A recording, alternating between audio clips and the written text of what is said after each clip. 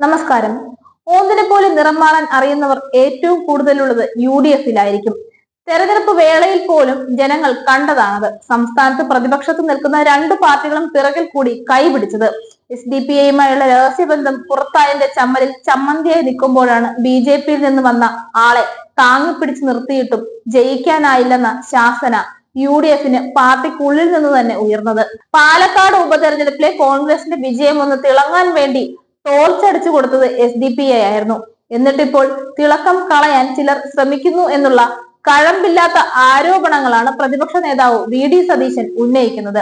UDF-നെ തിളങ്ങണമെങ്കിൽ വ്യാജ മതേതരത്വത്തിന്റെ മുഖംമൂടി അഴിച്ചു മാറ്റിയിട്ട് വല്ല പുതിയ ഫേസ് വാഷ് വാങ്ങി ഉപയോഗിക്കേണ്ടി വരും.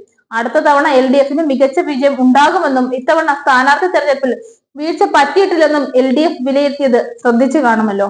ഓന്തിനെ പോലെ നിറം മാറിയാണല്ലോ ഒരാൾ കോൺഗ്രസിലേക്ക് എത്തിയത്. പിന്നെ അത് ഓർക്കുമ്പോഴാണ് അത്രയ്ക്കും വർഗീയത പറയുന്ന പാർട്ടിയിൽ നിന്ന് എത്തിയ ഒരാളെ കൊണ്ട് രക്ഷപ്പെടാനിരിക്കുന്ന പാർട്ടി BJP വിട്ട ആൾ ആ ആശയം വിട്ടോ എന്ന് പോലും ഇത്ര നാളായിട്ടും തിരക്കിയിട്ടില്ല.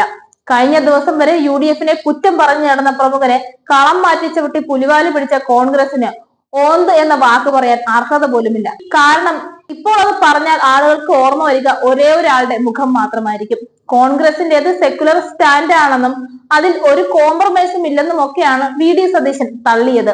പാർട്ടികളിൽ വർഗീയതയുണ്ടോ ഇല്ലയോ എന്ന് അളക്കാനുള്ള വടിയും കൊണ്ടല്ല കോൺഗ്രസിന്റെ നടപ്പ്. അതുകൊണ്ട് തന്നെ അത് വർഗീയ പാർട്ടിയാണോ എന്ന് കോൺഗ്രസിന് അറിഞ്ഞുകൂടാ പോലും. എത്ര നിഷ്കളങ്കരാണല്ലേ കോൺഗ്രസുകാർ. പക്ഷെ ഇപ്പോഴും മനസ്സിലാകാത്ത ഒരു കാര്യം, അങ്ങനെയാണെങ്കിൽ SDPI ഒരു വർഗീയ പാർട്ടിയാണോ അല്ലയോ എന്ന ചോദ്യത്തിന് VD സതീശൻ എന്തുകൊണ്ട് മറുപടി പറഞ്ഞില്ല?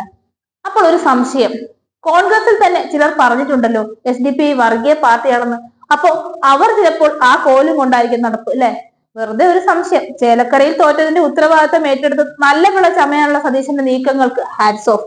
പാർട്ടി പ്രവർത്തകർ പരസ്പര ബന്ധമില്ലാതെ എന്തൊക്കെയോ പറഞ്ഞുകൊണ്ടിരിക്കുന്നത് കണ്ടാണ് കേരളത്തിൽ ഇപ്പോൾ ചിരി വരുന്നത്.